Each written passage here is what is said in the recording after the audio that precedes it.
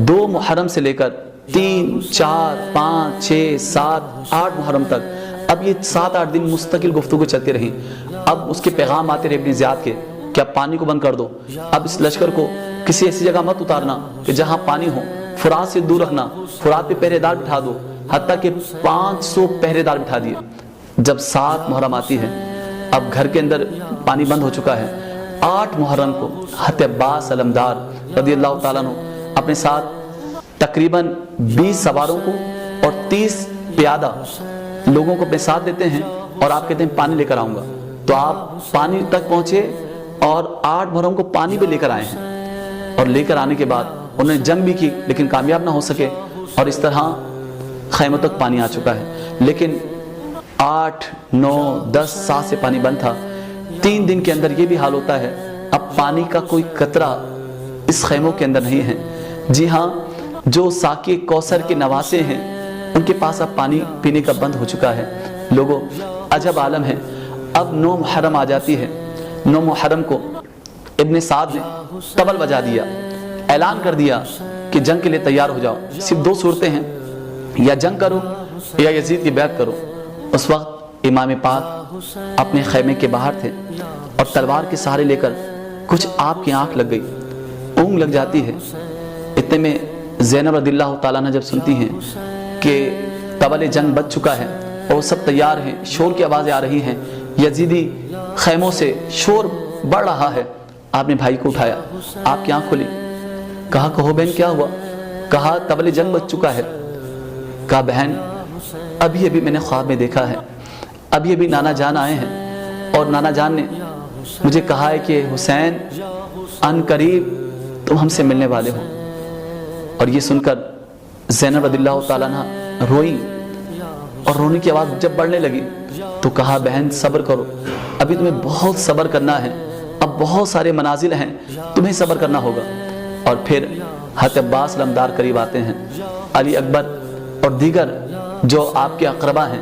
یہاں یہ یاد رکھا جائے ناظرین محترم، اس پورے قافلے کے اندر، لشکر حسینی کے اندر 82 افراد ہیں اور 72 افراد شہید ہوئے ہیں، 10 افراد جو اہل خانہ ہیں جن میں امام زین العابدین بھی ہیں، شہربانو بھی ہیں، حضرت رباب بھی ہیں، اور بی بی زینب بھی ہیں، فاطمہ بنت حسین بھی ہیں، حضرت سکینہ بنت حسین بھی ہیں، یعنی گھر کی شہزادیاں ہیں، نبی زادیاں ہیں، نبی کی بیٹیاں ہیں، سیدانیاں گھر میں ہیں، اور 72 افراد کو شہید کیا جاتا ہے۔ اب 9 محرم کو امام حسین کہتے ہیں کہ اپنے ساتھ کو کہو ہمیں 1 رات کی مہلت اور دے، ہم رات کو سوچتے ہیں کہ ہم کیا کریں، جنگ کے لیے تیار ہوں یا نہ ہوں، جو بھی ہوگا صبح ہم آپ کو جواب دے دیں گے۔ تو بہرحال ابن سعد نے سوچا کہ جواب دوں یا نہ دوں، کہا ہم کافروں کو بھی مہلت دیتے ہیں اور یہ تو نبی کے شہزادے ہیں، مہلت دے دی۔ اب مہلت دینے کے بعد 10 محرم الحرام کا سورج طلوع ہو جاتا ہے، شب عاشور ختم ہو گئی ہے، اب صبح عاشور شروع ہو چکی ہے۔ جی ہاں، 10 محرم 61 ہجری کا سورج وہ قیامتیں لے کر طلوع ہوتا ہے۔ ایسی قیامتیں زمانے نے کبھی نہ دیکھی تھی، یہ پورا آئینہ قیامت ہے، قیامت سے پہلے قیامت آ گئی، لوگوں قیامت سے پہلے قیامت آ گئی۔ اب صبح آ چکی ہے اور سب لڑنے کے لیے تیار ہیں، مگر سب سے پہلے میرے امام حسین رضی اللہ تعالیٰ عنہ آپ یزید لشکر کے پاس گئے اتمام حجت کرنے کے لیے، اور آپ نے فرمایا، میرے امام فرماتے ہیں، کہتے ہیں کہ لوگوں کیا تم جانتے ہو میں کون ہوں، میرا حسب نسب کیا ہے، تمہارے اور ہمارے نبی، میں ان کا نواسا ہوں، کیا تم میرے بارے میں نہیں جانتے؟ کیا تم نے نہیں سنا نبی نے فرمایا ان الحسن والحسین سیدہ شباب اہل جنہ، میں جنت کے نوجوانوں کا سردار ہوں، کیا تم اپنے ہاتھوں سے میرا قتل کرو گے؟ نبی کے شہزادیاں ہوں گے، ان کے خیموں کو جلاؤ گے؟ کیا میں نے تم میں سے کسی کا خون کیا ہے؟ کیا میں نے کسی کو برباد کیا ہے؟ کیا میں نے کسی کا مال لوٹا ہے؟ تم میرے ساتھ ایسا کیوں کرنا چاہتے ہو؟ یہ امام حسین نے بڑی طویل تقریر ہے، یہاں میں مختصر کرنا چاہوں گا، بڑی طویل آپ نے تقریر فرمائی ہے، اور آپ نے ہر جگہ پر اتمام حجت کی ہے، تاکہ کل بروز قیامت کوئی یزیدی کھڑا ہو کر یہ نہ کہے کہ ہمیں کچھ خبر نہ تھی۔ بہرحال اور آپ نے تمام اتمام حجت کی ہے۔ اب جنگ شروع ہو جاتی ہے۔ سب سے پہلے آوان و انصار حسین آگے آتے ہیں اور ایک کے بدلے جب بھی حلب مبارزین کا اعلان ہوتا ہے، ایک ایک آپ کا سپاہی، ایک ایک حسینی دولہ، ایک ایک سپاہی ایسا جنگ کے مناظر دکھاتا ہے کہ اللہ اکبر، زمین کانپ جاتی ہے، آسمان کانپ جاتا ہے، بالکل گاجر اور مولی کی طرح انہیں کاٹ کر رکھ دیا جاتا ہے۔ اسی طرح جنگ جاری رہتی ہے، سارے ایک ایک کر کے تمام آبان و انصار حسین ایک ایک کر کے شہید ہو جاتے ہیں۔ اب خیموں کے اندر صرف اور صرف ہاشمی گھرانہ بچا ہے۔ یہ ہاشمی گھرانہ 21 افراد پر مشتمل ہے۔ ایک تو امام زین العابدین ہیں جو بہت زیادہ بیمار ہیں، اور 20 وہ افراد ہیں جو سب کے سب اس جگہ پہ شہید ہوئے ہیں۔ جی ہاں، انہی کے اندر عباس علمدار بھی ہیں، جی ہاں عقیل، مسلم بن عقیل کے بھائی بھی ہیں، عقیل کے بیٹے بھی ہیں، اور فرزندان عقیل بھی ہیں، اور فرزندان علی بھی ہیں، فرزندان حسن بھی ہیں، فرزندان حسین بھی ہیں۔ یہ پورا ہاشمی گھرانہ ہے اور 21 افراد یہاں موجود ہیں۔ تو لوگوں، حضرت قاسم رضی اللہ تعالیٰ عنہ، جن کی نسبت حضرت سکینہ رضی اللہ تعالیٰ عنہ سے تھی، آپ کی عمر 19 سال ہے، آپ بھی وہ جوہر دکھاتے ہیں، وہ ہاشمی خون دکھاتے ہیں، وہ دکھاتے ہیں کہ میں بھی علی کا شہزادہ ہوں، میں بھی علی کا شیر ہوں، شیر خدا کا شیر ہوں، اور میں لڑنے میں بھی جرار ہوں، ایک لشکر جرار میرا مقابلہ نہیں کر سکتا۔ جی ہاں، علی اکبر جو ہم شکل مصطفیٰ ہیں، جن کو دیکھ کر مصطفیٰ کی تصویر ذہنوں میں آ جاتی ہے، مصطفیٰ کا چہرہ انور ذہنوں میں آتا ہے، کون علی اکبر، وہ بھی قربان ہوتے ہیں۔ جی ہاں، علی حضرت کو اپنی گود میں لے کر آتے ہیں کہ یہ تو پیاسا ہے، ایک دو قطرے سے نہ فرات کا پانی کم ہوگا، نہ تمہارے مشکزوں میں کمی آئے گی، یہ تو 2-3 گلاس پانی بھی نہیں پی سکتا، صرف 2-3 قطرے اس کو چاہیے۔ لیکن ایک بدبخت حرملہ نے، حرملہ تیر تیرا وزن میں خیبر ہوگا، حرملہ تیر تیرا وزن میں خیبر ہوگا، دوسرا فاتح خیبر علی اصغر ہوگا۔ اب علی اصغر کے منہ میں قطرے تو انہوں نے پانی نہیں ڈالا، مگر لوگوں ایک تیر چلا دیا ہے جو ان کے حلق میں پیوست ہو گیا۔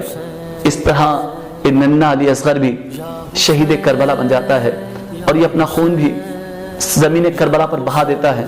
گرم گرم خون جب حسین پاک کے ہاتھوں میں آتا ہے، آپ ہوا میں اچھال دیتے ہیں، اور جملہ یہی ہوتا ہے، مالک ہم تیری رضا پر راضی ہیں، ہم صبر کرتے ہیں اور اپنی ہر چیز تیرے راہ میں قربان کر دیتے ہیں۔ لوگوں، جی ہاں، کون علی اصغر؟ آج تک ساحلوں پہ سر ہے پٹختا پانی، یاد شبیر میں بیکل ہے برستا پانی، آندھیاں جور و ستم کی وہ چلائیں ہائے، منہ میں اصغر کے نہ ڈالا کوئی قطرہ پانی۔ علی اصغر بھی قربان ہو جاتے ہیں۔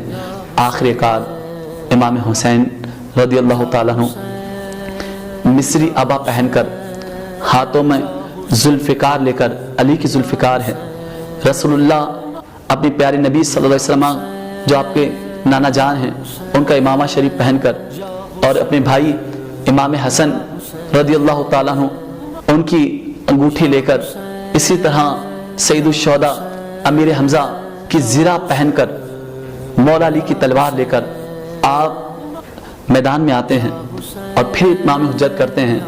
اس کے بعد پھر جنگ کا آغاز ہو جاتا ہے۔ اللہ اکبر! اب دشمن کے ایک طرف خیمے ہیں اور یہاں حسینی خیمہ ہے، اور یہ وہ خیمہ ہے کہ اب اس کے اندر باقی کوئی نوجوان نہیں بچا سوائے زین العابدین کے۔ اب گھر کی محرمات ہیں، نبی زادیاں ہیں، سیدانیاں ہیں، اور اس میں کئی مرتبہ ایسا ہو چکا ہے انہوں نے چاہا کہ ان خیموں میں بھی آگ لگا دی جائے، ان کو بھی لٹا جائے، امام حسین کو خیموں سے باہر کر دیا جائے۔ اللہ اکبر! اللہ اکبر! ظلم و ستم کی انتہائیں ہیں، ان کے ناپاک ارادے ہیں، کیسا ہوتا ہے۔ لیکن امام حسین جب سامنے آتے ہیں، جتنے باری باری بڑے بڑے پہلوان آتے گئے، آپ سب کو ایک ہی بار کے اندر میرا حسین سب کو ڈھیر کر دیتا ہے، 2 حصے کاٹ کے کر دیتا ہے اور سب کو کاٹ کے رکھ دیتا ہے۔ کون؟ حسین، جن کی رگوں کے اندر ہاشمی خون ہے، علی حیدر کا خون ہے، زہرا کی دعائیں شامل ہیں، اور نبی کی نگاہ آپ پر موجود ہے۔ اب امام حسین بے شمار افراد کو قتل کر دیتے ہیں، فنار کر دیتے ہیں۔ اور یہ بھی کربلا والوں نے دیکھا کہ ایک شخص نے کہا کہ فرات کا پانی ہے، کتنا بہ رہا ہے، آسمانی فضا کی طرح موجیں مار رہا ہے، ایک قطرہ تجھے پانی نہیں ملے گا حسین۔ تو آپ کہتے ہیں اللہ اس کو پیاسا مار۔ تو کہا جاتا ہے کہ وہ مشکیزے پیتا رہا، پانی پہ پانی پیتا رہا، مگر اس کی پیاس نہیں بجھتی تھی۔ बार बार कहता था हाय प्यास हाय प्यास, तो प्यास की शिद्दत से वो मर गया। एक शख्स ने कहा आपने खैमों के बाहर पीछे तरफ आग लगा दी थी ताकि यजीदी कैफ वाले यहाँ ना आए, कहीं खैमों को आग ना लगा दें, तो अब क्या होता है? तो वो कहता है कि हुसैन उस आग से पहले इस आग को रोशन कर लिया। तो आप जलाल में आते हैं और दुआ करते हैं, ये भी इमाम हुज्जत थी, आप वो करामत ही दिखा रहे हैं। तो कहा या अल्लाह इसको इस आग में डाल। एकदम उसका घोड़ा बिदकता है, उसको नीचे गिराता है, उसका पाँव ज़ेन में फंसता है और घोड़ा उसको लेकर जाता है, उसकी खोपड़ी फट जाती है, उसका सीना फट जाता है, उसकी रान अलग हो जाती है और घोड़ा उसको उस आग में डाल देता है। ये भी इमाम हुज्जत था, ये इमाम हुसैन है। आप एक दुआ करते हैं तो वो आग में आ जाता है, आप दुआ करते हैं वो प्यास से मरता है। अगर आप दुआ करते तो यकीनन आप जमजम की तरह कोई चश्मा जारी हो जाता करबला के मैदान में, मगर आपने पानी के लिए दुआ नहीं की क्योंकि आप सब्र कर रहे हैं, आप सब्र वाले हैं। पहले मदीने वाले थे और अब करबला वाले हैं, अब हर चीज़ यहाँ कुर्बान करने के लिए तैयार है। कौन? इमाम हुसैन। लोगों बस बयान बहुत तवील हो चुका है, इसी में इख्तिताम करना चाहूँगा। मेरा हुसैन जब दुश्मन के मेमना में दाखिल होता है काट के रख देता है, पूरा मेमना जो लश्कर का हिस्सा है मेमना, वो पूरा गाजर मूली की तरह काट के रख दिया जाता है। मैसरा पे आते हैं तो सबकी सरों की फस्ते बिछा देते हैं, काट के रख देते हैं। जब कल्बे लश्कर पर निगाह जाती है आप वहाँ पहुँच जाते हैं, आप दाएं बाएं आगे पीछे जहाँ भी जाते हैं, आखिरकार तय पा गया कि इस नौजवान को भी, इमाम हुसैन को भी चारों तरफ से घेर कर अब इन पर तीरों की बारिश की जाए। अब तीर कितने लगते हैं? कहा जाता है कि आपके जिस्म नाज़नीन पर 150 से ज़ायद तीर लगे हैं, 150 से ज़ायद तीर आपके जिस्म अक़दस पे लगे हैं और 33 ज़ख्म नेज़े के हैं और 34 ज़ख्म तलवारों के हैं। और दूसरी बात में आता है कि 40 ज़ख्म जो थे वो तलवारों के थे। इस तरह मेरा हुसैन करबला के मैदान के अंदर शहीद कर दिया जाता है। जी हाँ, आलम गुर्बत के अंदर, बेकसी की हालत के अंदर, परदेश के अंदर किस तरह ज़ालिमों ने जुल्म किया है नबी की औलाद पर। ऐसा जुल्म इससे पहले ना कभी ज़मीन ने मंजर देखा होगा, ना चश्मे फलक ने मंजर देखा होगा। क़यामत से पहले लोगों को क़यामत सुग़रा आ गई, क़यामत सुग़रा आ गई। जी हाँ, आपकी शहादत के बाद कहा जाता है कि 3 दिन तक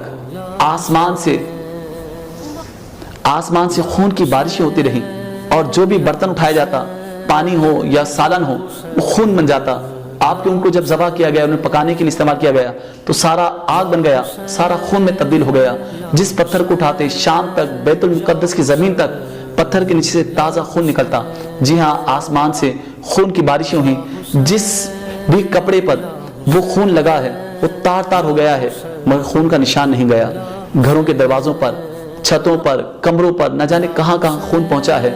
चांद को गहन लग गया, सूरज को गहन लग गया। जी हाँ, सितारे दिन के अंदर नजर आए, पूरे 3 दिन तक सिया रहा, सुर्ख रहा। तो लोगों, कयामत थी और कैसी कयामत थी। आले नबी, नबी के शहजादों को किस तरह शहीद किया गया है। तो क्या आज भी हमारे लिए, आज भी लोग यजीद को अच्छा कहेंगे? इतना जुल्म ढाने के बाद इब्ने ज़ियाद, इब्ने साद, हुरमला, शिमर, जिल जोशन, ये ऐसे नाम जिन्हें इतनी जुल्म सफाकियाँ की हों, जुल्म सितम के पहाड़ ढाए हों, क्या वो इमाम हुसैन के मुकाबले में तुम यजीद जिसे खड़ा करना चाहते हो? खुदा की कसम, मेरे इमाम हुसैन पाक हैं। अगर तुम कहते हो कि यजीद सच्चा है तो बस एक जुमला कहूँगा, तुम दुआ क्या करो कि तुम्हारा खात्मा यजीद के साथ हो। हम तो हर वक्त दुआ करते हैं कि या अल्लाह हमारा खात्मा इमाम हुसैन के साथ हो। हुसैन कौन कि जन्नत के हर जवान का है बादशाह हुसैन, जन्नत के हर जवान का है बादशाह हुसैन, दुनिया की हर जबान पे है वाह वाह हुसैन, वमा अलैना इल्लल बलाग।